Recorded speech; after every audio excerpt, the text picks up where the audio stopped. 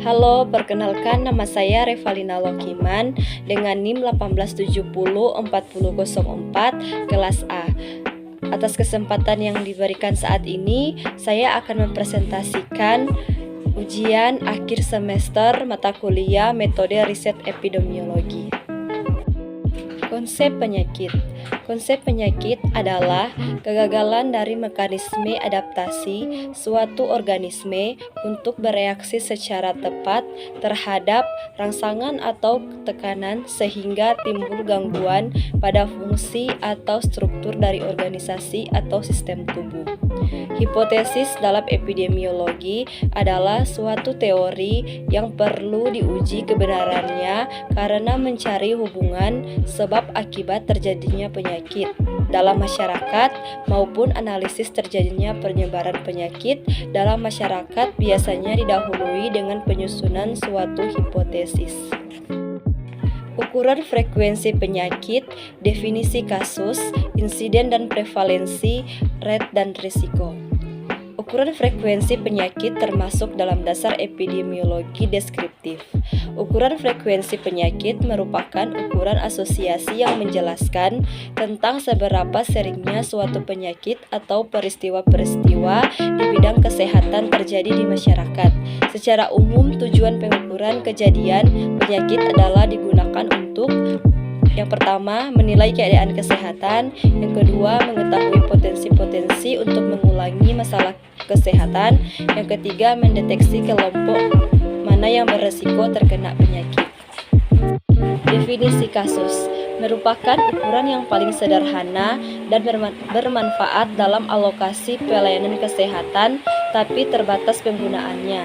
Besarnya populasi sumber kasus tidak diperhitungkan. Insidensi merefleksikan jumlah kasus baru yang berkembang dalam suatu periode waktu di antara populasi yang berisiko.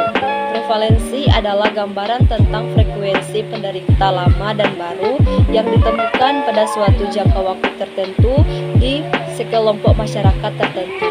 Rate adalah sejenis rasio yang numeratornya berbeda dari denumerator dan ukuran waktu merupakan bagian dari intrinsik dan dari denumeratornya, merupakan potensi perubahan seketika pada suatu kuantitas per unit perubahan kuantitas lainnya yang biasanya berupa waktu, berdimensi dan nilainya berkisar dari 0 sampai tak terhingga. Resiko adalah akibat yang kurang menyenangkan, merugikan, membahayakan dari suatu perbuatan atau tindakan. Ukuran frekuensi penyakit, definisi kasus, insiden dan prevalensi, rate dan risiko. Ukuran frekuensi penyakit termasuk dalam dasar epidemiologi deskriptif. Ukuran frekuensi penyakit merupakan ukuran asosiasi yang menjelaskan tentang seberapa seringnya suatu penyakit atau peristiwa-peristiwa di bidang kesehatan terjadi di masyarakat. Secara umum, tujuan pengukuran kejadian penyakit adalah digunakan untuk yang pertama, menilai keadaan kesehatan. Yang kedua, mengetahui potensi-potensi untuk mengulangi masalah kesehatan. Yang ketiga, mendeteksi kelompok mana yang beresiko terkena penyakit. Desain studi. Desain studi epidemiologi terdapat dua jenis desain penelitian epidemiologi, yaitu studi deskriptif dan studi analitik. Desain studi ini digunakan untuk mempermudah dalam penelitian yang terkait dengan berbagai faktor penyebab, akibat, serta hubungan antara berbagai faktor. Cross-seksional digunakan untuk membedakan dua kelompok. Unit pengamatan merupakan individual dan populasinya merupakan populasi yang umum serta sampelnya random. Kontrol digunakan untuk meneliti faktor resiko determinan dari suatu penyakit yang jarang terjadi. Penelitian ini dimulai dari pengukuran status keterpaparan pada subjek-subjek yang diteliti, kemudian dikelompokkan. Penelitian bersifat observasional tanpa intervensi. Penelitian dilakukan pada subjek-subjek yang masih bebas, tapi beresiko untuk dapat mengalaminya. Intervensi dilakukan secara randomisasi. Penelitian melakukan intervensi terhadap status pada subjek-subjek yang diteliti. Pada studi ini dilakukan pengecekan ulang dalam kurun waktu tertentu. Community based adalah pendekatan untuk mengimplementasikan proyek proyek pembangunan lokal dan mengadvokasi partisipasi masyarakat dalam pengambilan keputusan dan manajemen. Bias adalah terjadinya sistematika error dalam studi. Terjadi karena kesalahan sistematis akibat distorsi penaksiran parameter populasi sasaran berdasarkan parameter sampel. Pengganggu atau confounding adalah efek pembingung yang mengganggu dan harus dikontrol. Efek kodifikasi keberagaman heterogenitas, variasi efek dari suatu faktor resiko terhadap komponen penyakit.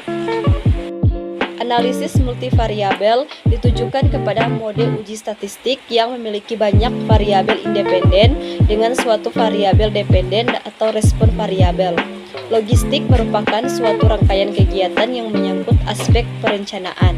Regresi binominal adalah teknik analisis regresi di mana respon atau sering disebut sebagai Y.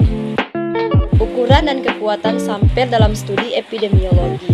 Di dalam melakukan sebuah penelitian, sumber daya yang tersedia baik itu berupa tenaga, waktu maupun dana sangatlah terbatas. Hal ini tidak memungkinkan peneliti untuk menganalisis semua unit yang ada di populasi. Perlunya dilakukan sampling dengan hanya mengambil sebagian sampel dari keseluruhan unit populasi yang ada, sehingga proses penelitian yang dilakukan akan lebih efektif dan efisien. Pencegahan yaitu pemantapan status kesehatan dan promosi kesehatan. Penyaringan atau screening merupakan suatu upaya untuk menyeleksi orang-orang yang tampak sehat, tidak menderita suatu penyakit dari suatu populasi tertentu. Epidemiologi molekuler merupakan cabang epidemiologi yang mempelajari kontribusi faktor risiko genetik dan lingkungan yang diidentifikasi pada level molekuler dan biokimia terhadap etiologi, distribusi, dan pengendalian penyakit pada keluarga dan populasi. Sekian presentasi hasil ujian akhir semester saya. Terima kasih.